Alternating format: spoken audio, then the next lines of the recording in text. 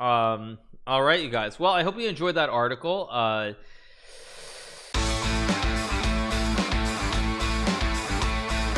What is this? One second. What is this? Okay, we have this article from the Daily Mail today. What is this exactly? How chess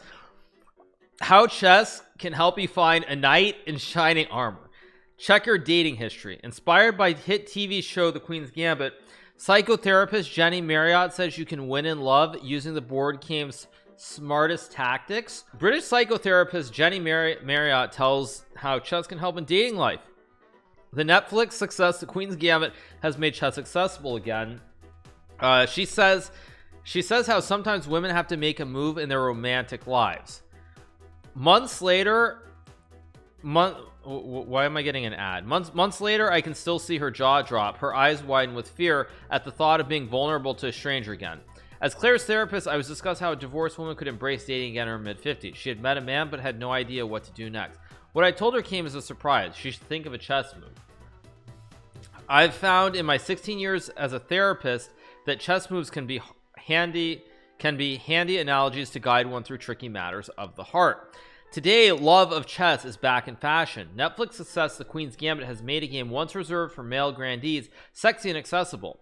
The show became the most watched limited series in the streaming service's history and caused a surge in sales of chess set. Let's keep going. All right. Psychologist Jenny Marriott explains how the game chess can help your dating life. Okay. Beth Harmon, the show's sorry about the ads, you guys. Beth Harmon, the show's orphaned protagonist and chess prodigy, played by Anya Taylor-Joy, learns what experts have known for a while. Chess can be great for women. Indeed, the moves involved in a game of chess provide a template for behavior that can reassure those less sure of themselves. Also true. For example, look at XQC. Like, I think he's finally getting confidence and understanding how good he is at chess. When you can play chess, you engage in an intricate game with endless possibilities. You visualize scenarios that could result from one move. Study your opponent's reactions in sophisticated practice of empathy. When I saw how anxious Claire was about her romantic life, I thought of the Sicilian defense. This, I told her, is an opening move, often taking your opponent by surprise, a display of assuredness that serves to deny your opponent a potential double pawn. Why not? I suggested. Make a confident real-life gesture in the manner of the Sicilian defense that will have an impact on your new love. All right, another picture. Let's keep going. As it turned out, Claire was a chess fan. She played with her son, and so she enacted the Sicilian defense and invited her new man over for a glass of wine, making the next move in what looked like an early romantic stalemate. On a cold November evening, with a smoldering fire in the background, Claire was surprised to find her display of confidence create a sense of ease between them. A flame was lit. Sometimes we women have to make a move. In this online world, love can seem a path.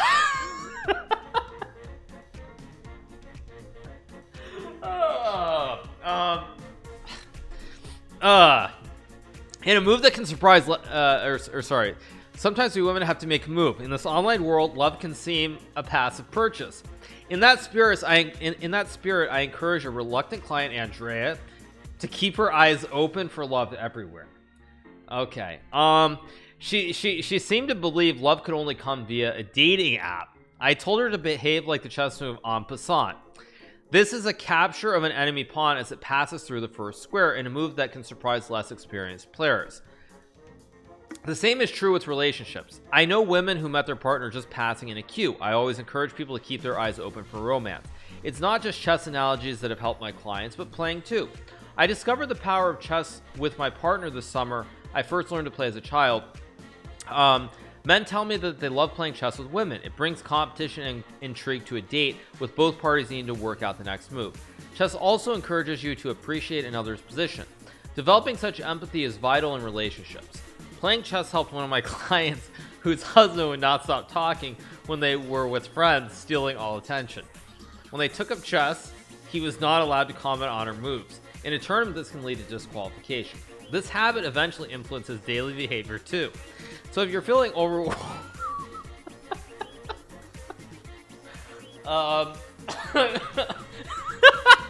if you're feeling overwhelmed by relationship problems, here's my guide to some useful chess moves.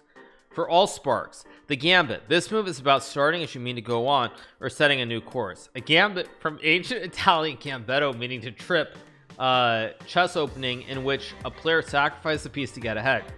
Sometimes we have to make sacrifice in romance. Maybe you want to train as a yoga instructor while doing your existing job. It's worth considering how this would impact your love life if you're studying around the clock with little respite. Sometimes you have it all. Personal sacrifice can help new love flourish and also deepen an established bond. For those wanting love to endure, playing for a draw. In chess as Anish, hello, Anish. Playing for a draw. In chess, as in relationships, the goal is not always to win. Sometimes you have to compromise. Relationships generally follow 4 stages. Forming, storming, norming, performing. The early part of a relationship or forming is about getting to know each other. Both parties are on their best behavior but often focus on themselves. Next is storming, when conflicts can arise. Resolving clashes or norming can result in greater intimacy, which ultimately leads to performing or compromise in order to work towards a common goal. Playing for the draw in chess avoids unnecessary loss. And in love too. Don't throw away harmony by failing to back down. So essentially, this little bit, my viewership is going through the roof. Yeah, no, it's actually going down. But anyway, Anish is the guy who knows it all, right? Playing for a draw. Anish knows what it's all about. Anyway, let's keep going. Moving too fast, too soon. Scholar's Mate. Falling victim to Scholar's Mate is like jumping into a relationship too soon, only to see it quickly fail. In 4 deft moves, using the valuable queen and bishop piece to attack a vulnerable pawn at the start of the game, clearing a path to your king, your opponent has put you in checkmate and the game is over. Maybe you are starry-eyed, newly on the dating scene, and have been swept off your feet. I generally advise clients to beware after quickly going through the motions of real romance. Some men can dump you before you know it. If that's a result, don't despair. Real love should not be a quick 4-move strike. Okay, Jenny says that chess also encourages you to appreciate another's position. Developing such empathy is vital in relationships. For romantic staying power, pawn promotion. Losing your queen early on can be the end of the game for some less experienced players. This is similar to a fledgling love affair fracturing as early euphoria begins to fade. You see the objects of your affection as they really are, warts and all. Tempers may flare, breakups can occur. Yet a quietly effective move called pawn promotion provides a model for a deeper connection, one which leads to a more mature relationship. This can be achieved by distracting your opponent with other more dramatic chess moves while your pawn creeps surreptitiously across the board. When there, you can replace the pawn with a new queen, castle, bishop, or knight. The gentle, cautious approach of the pawn is a model for how trust develops over time. Indeed, through trust, cooperation, acceptance of each other, a real intimacy can develop. To help understand a sensitive soul, castling is about getting your king safely tucked away behind a wall of pawns. In romance, this is what many of us do when we feel wounded after a row retreat into our shells to avoid being hurt further. One woman, Alice, wanted to avoid conflict when she and her boyfriend rowed. She worried about how best to convey this to him and ended up using the chess analogy to explain her need to defend herself. He in turn revealed what it was like to be on the receiving end of detachment, and it led to better communication. Alright, that's the end of the article. Interview by Maxine Boersma. All names have been changed. Stories are based on Jenny's casebook history. Wait, is this legit for real? If I understand this correctly, they're saying this is actually true, but they changed the names. Wait, are they saying this is actually true? Are they saying this is true?